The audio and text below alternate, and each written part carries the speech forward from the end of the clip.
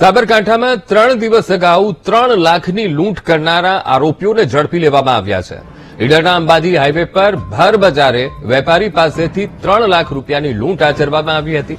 Tractor લે વેચનો ધંધો કરતા વેપારી 3 લાખનું પેમેન્ટ લઈ ઓફિસ તરફ જઈ રહ્યા હતા। તે દરમિયાન આંખોમાં મરચાનો પાવડર ફેંકી બાઇકને પાડી દઈ 3 લાખ રૂપિયાની લૂંટ કરી હતી, જેની ફરિયાદ વેપારીએ ઈડરમાં નોંધાવી હતી। સમગ્ર ઘટનાને પગલે એલસીબીએ તપાસ આદરી લૂંટના 2 આરોપીઓને ઝડપી લીધા છે, જ્યારે ત્રીજા આરોપીને ઝડપી પાડવા કવાયત તેજ કરવામાં આવી છે। પોલીસે આરોપીઓ પાસેથી 2 લાખ રૂપિયા લૂંટનો મુદ્દામાલ પણ કબજે કર્યો છે।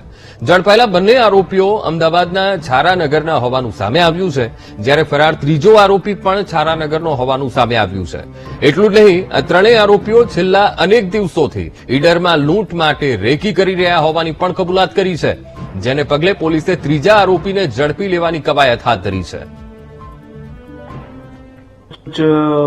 ઈડરના સત્યમ ચોકડી પાસે એક લૂંટનો બનાવ બનેલો હતો। તેમાં ફરિયાદી પાસેથી 3 લાખની જે પ્લાસ્ટિકની બેગમાં રકમ હતી એ બાઇક ઉપર લઈને જતા હતા અને એને પાછળથી આવીને ધક્કો મારીને અજાણ્યા ઈસમોએ એ બેગ ઝૂંટવીને ત્યાંથી ફરાર થઈ ગયા હતા। એ બાબતે ઈડર પોલીસ સ્ટેશનમાં ગુનો નોંધવામાં આવ્યો હતો। ક્રાઇમ બ્રાન્ચની ટીમ છે એમને બાતમીદારો દ્વારા માહિતી મળી હતી કે આ જે ઈસમો છે જે આ લૂંટમાં સંકળાયેલા છે એવો તારીખ 18ના રોજ ઈડર તરફ આવી રહ્યા છે હોન્ડા સાઇન બાઇક લઈને, જે નંબર પ્લેટ વગરનું બાઇક છે।